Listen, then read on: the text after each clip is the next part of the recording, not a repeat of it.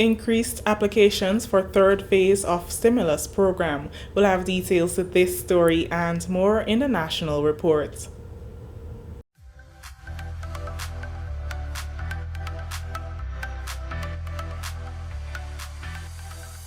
I think I've decided. I want this one. Excuse me. I couldn't help but overhear your conversation.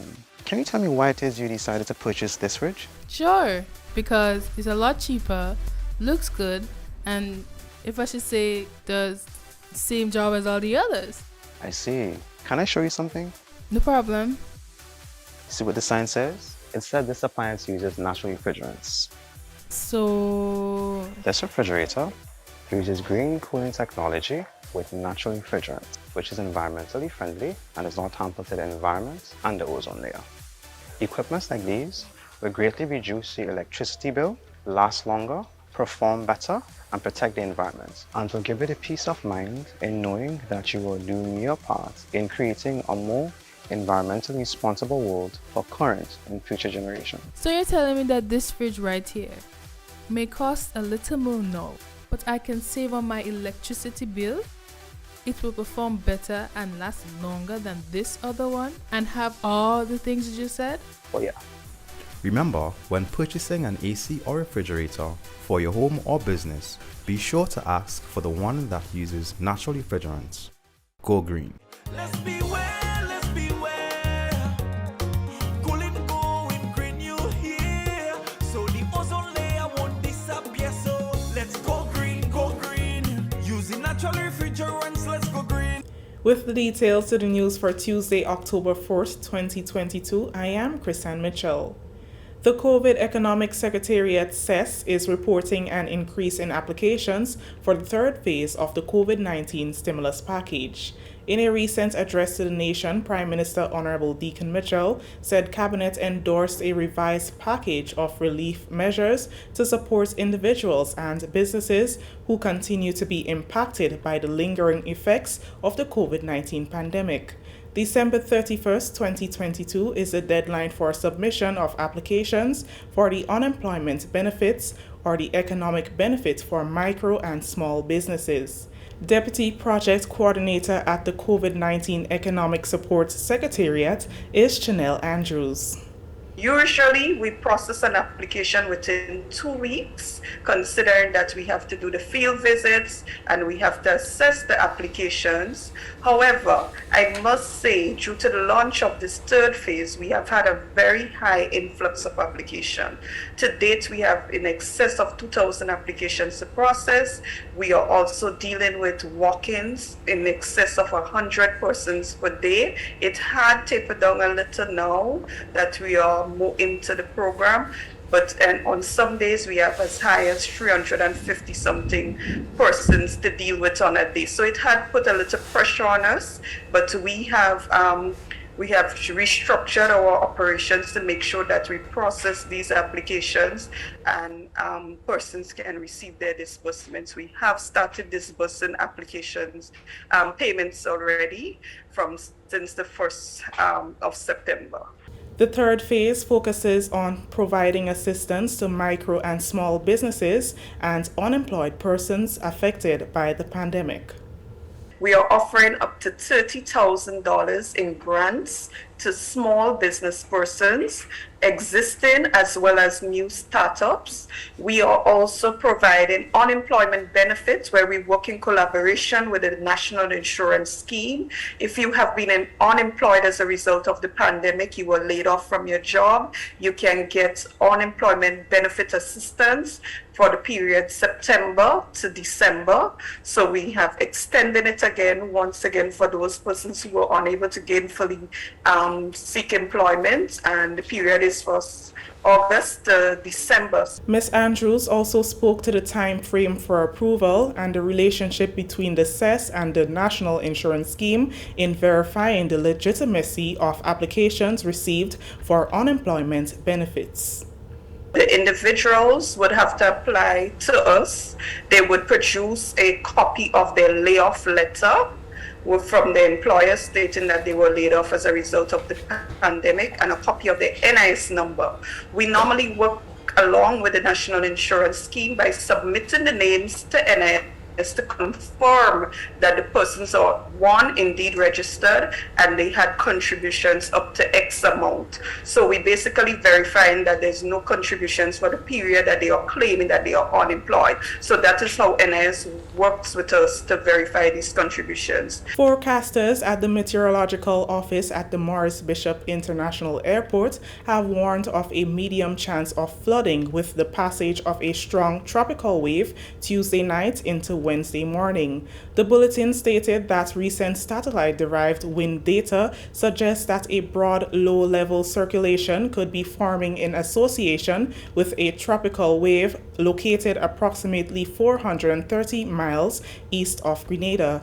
The forecaster's analysis shows that conditions could become more conducive for a tropical depression to form while the tropical wave moves westward at about 15 miles per hour, crossing the Windward Islands Tuesday night and early Wednesday. From Tuesday evening into Wednesday morning, the weather is expected to be cloudy to overcast with light to moderate showers, some becoming heavy. Winds are expected to be gusty during showers. With the expected conditions, the Meteorological Office has issued a warning for a medium chance of flooding and landslides in vulnerable areas, and a marine advisory remains in effect. NADMA encourages the public to use the information above to make informed decisions about safety. Government's round of budget consultations wraps up on Wednesday with a national consultation involving consolidated stakeholders. The virtual session will see representatives from tourism, youth, agriculture, community organizations, and the financial and private sectors, among others. It will be broadcast live on GIS Channel 22, the GIS Facebook page, and YouTube channel from 6 p.m. During another round of parish consultations held in Grenville on Monday, residents expressed concern about the inappropriate dumping of garbage across the island. One resident believes a reduction in the importation of glass bottles can eventually lead to a healthier environment. So we fix our roads every time, right? And if you go up at Paul's, there's this oil drums just sitting there. I believe these oil drums can be made nicely, sprayed over, cleaned up, put holes, and these can be garbage bin. These can be garbage bins. Now, other thing, recycle. Jackie mentioned about recycling. GIDC brings in a lot of glass bottles, especially for the small business, for Grenrop and all these processing groups. Now, the same glass bottles can be sold and recycled for purposes of agro-processing. So that will cut our costs in our imports for the glass bottles. It was also suggested that people should be fined for littering, which will in turn earn the government revenue. I think a way that government can capitalize again, just as we have traffic wardens. I was making the suggestion in a meeting a few days ago, but I don't think it was widely taken into consideration. But I believe if we have traffic wardens, we're supposed to have litter wardens. So it will then,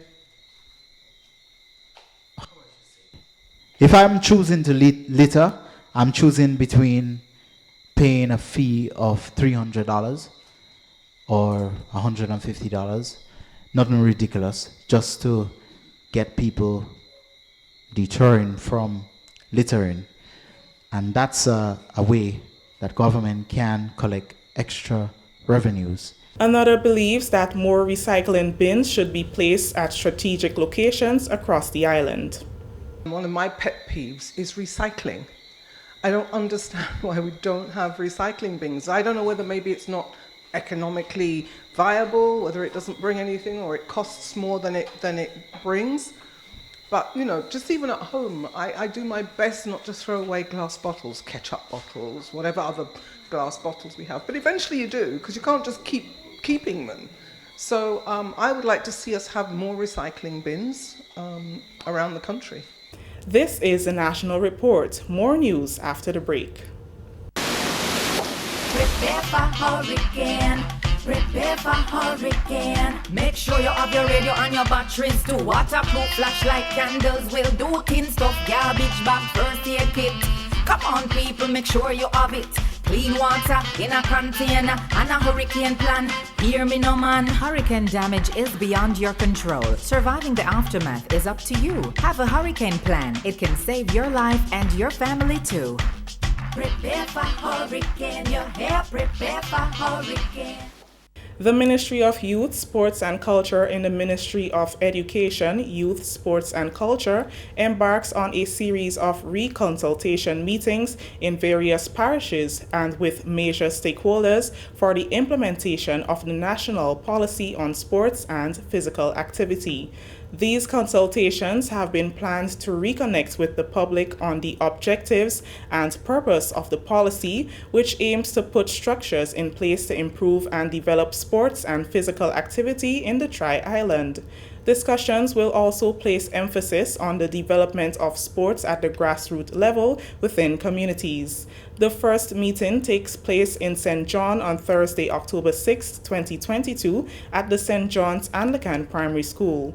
All reconsultation on the National Policy on Sports and Physical Activity begin at 5 p.m. and will be broadcast live on GIS Channel 22, the Facebook page, and YouTube channel. International Day of Older Persons 2022 recognizes the contributions of older women in our community. The month of October is recognized as Month of the Elderly. The theme for this year's observance is the resilience and contributions of older women.